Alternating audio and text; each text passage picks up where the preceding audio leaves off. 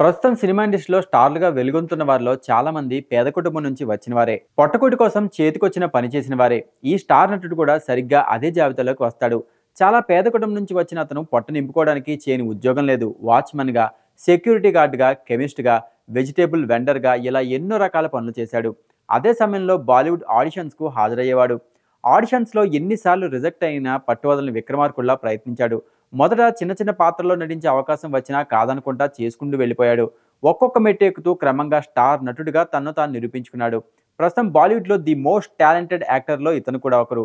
బాలీవుడ్‌తో పాటు తెలుగు, తమిళ్ భాషల్లో సినిమాలు చేస్తున్న ఈ నటుడి ఆస్తి సుమారు 200 కోట్లకు పైగానే ఉంటుంది. విలాసవంతమైన ఇల్లు, లగ్జరీ కార్లు ఇలా తన కష్టానికి తగ్గ లగ్జరీ లైఫ్‌ని ఆస్వాదిస్తున్నాడు ఈ స్టార్. ఇంతకీ అతను ఎవరో తెలుసా? Bollywood versatile actor Nawazuddin Siddiqui. ప్రస్తుతం సినిమా ఇండస్ట్రీలో స్టార్లుగా వెలుగొందుతున్న వారిలో చాలా మంది పేద కుటుంబం నుంచి వచ్చిన వారే. పొట్టకూటి కోసం చేతికొచ్చిన పని చేసిన వారే. ఈ స్టార్ నటుడు కూడా సరిగ్గా అదే జాబితాలోకి వస్తాడు.